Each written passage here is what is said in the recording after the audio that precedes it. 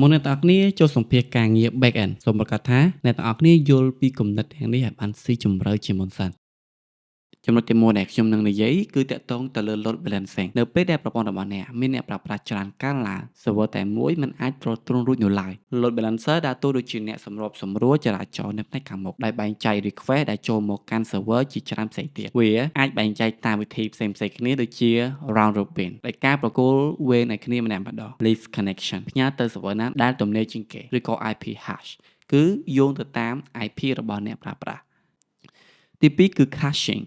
គាត់ថា caching ដូចជាការដាក់សៀវភៅដែលអ្នកអានញឹកញាប់បំផុតនៅលើតុធ្វើការជំនួសឲ្យការដើរទៅរកសៀវភៅចេញពីទូសៀវភៅរាល់ពេលវេលានៅពេលដែលអ្នកចង់អានក្នុងប្រព័ន្ធ backend វាគឺជាការរក្សាទុកទិន្នន័យដែលប្រើប្រាស់ញឹកញាប់បំផុតនៅក្នុង memory ដូចជាការប្រើប្រាស់ Redis ជាដើមដើម្បីអានឲ្យបានលឿនបំផុតប៉ុន្តែការប្រើប្រាស់ Redis គឺអ្នកទាំងអស់គ្នាត្រូវប្រុងប្រយ័ត្នវាអាចទាញទិន្នន័យចាស់ៗដែលព័ត៌មាននោះបានអាប់ដេតរួចទៅហើយទី3 database indexing វាប្រៀបដូចជាការប្រើប្រាស់មាតិកាឬក៏សន្ទស្សន៍បើគ្មាន index ទេ database ត្រូវមើលទិន្នន័យគ្រប់ជួរទាំងអស់ឬក៏គេហៅថា full table scan ដើម្បីស្វែងរកអ្វីដែលអ្នកត្រូវការ B3 index ជួយឲ្យ database ស្វែងរកទិន្នន័យឃើញភ្លាមៗវាជួយឲ្យការអានលឿនប៉ុន្តែពេលដែលមានការសរសេរចូលឬក៏គេហៅថា write វាត្រូវការចំណាយពេល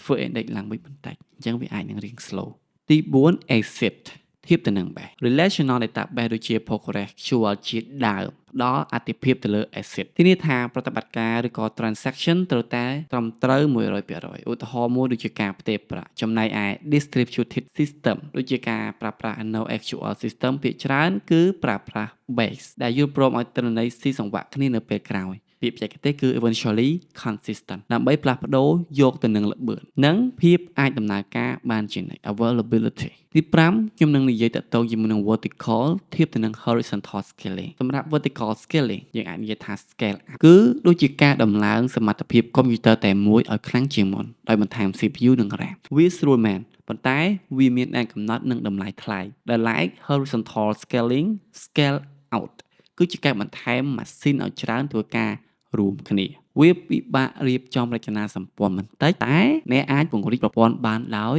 គ្មានដែនកំណត់ឡើយ Rate limiting គឺជាការកំណត់ចំនួន request ដែល client ម្នាក់អាចផ្ញើបានក្នុងចន្លោះពេលណាមួយដើម្បីការពារកុំឲ្យប្រព័ន្ធដួលដោយសារ spam ឬក៏ DDoS attack algorithm ដែលគេនិយមប្រើបំផុតគឺ token bucket ដែលវាប្រៀបដូចជាការផ្ដល់កាតអនុញ្ញាតដល់អ្នកប្រើប្រាស់ហើយកាតនោះនឹងបំពេញមកវិញតាមពេលវេលាដែលបានកំណត់អ្នកទាំងអស់គ្នាមើលទៅលើ pseudocode ដែលខ្ញុំបានបង្ហាញទៅលើ class token bucket ទី7 message queuing ជំនួសឲ្យ survey មួយហៅទៅ survey មួយទៀតដោយផ្ទាល់ហើយវាត្រូវតែអង្គុយរងចាំចម្លើយដែលពាក្យបច្ចេកទេសយើងហៅថា synchronous វាគ្រាន់តែបោះ message ចូលទៅក្នុង queue វាដូចជាការតម្រង់ជួរតមកទៀតវានឹងធ្វើការងារបន្តដែលវាត្រូវធ្វើវាមាន consumer មួយនឹងមកទាញយក message នោះទៅ processing នៅពេលដែលវាទំនេរអញ្ចឹងវិធីនេះគឺវាជួយកាត់ផ្តាច់ការតភ្ជាប់គេហៅថា decoupling និងទប់ទល់ទៅនឹង traffic ដែលវាកើនឡើងទាន់ហន់ទី8ខ្ញុំនឹងនិយាយទៅលើ Carp theorem នៅក្នុង distributed system នៅពេលដែលមានបញ្ហាដាច់បណ្ដាញ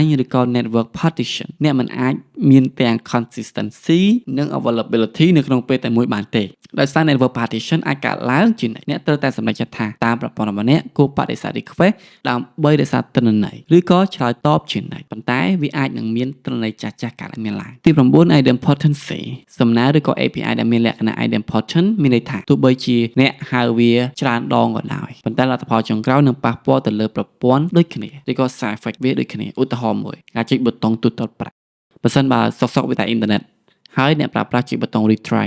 idempotency នឹងធានាថាប្រាក់ត្រូវតែកាត់តែម្ដងប៉ុណ្ណោះសរុបមកអ្នកមិនចាំបាច់ដឹងស៊ីជម្រៅដល់ថ្នាក់បង្កើត tool ទាំងនោះដែលខ្លួនឯងទេអ្វីដែលអ្នកសម្ភារការងារចង់បានពិតប្រាកដគឺការយល់ដឹងពី trade off បន្តមកទៀតគឺការជ្រើសរើសដំណោះស្រាយដែលត្រូវទៅតាមបរិបទនៃប្រព័ន្ធដែលអ្នកកំពុងតែសាងសង់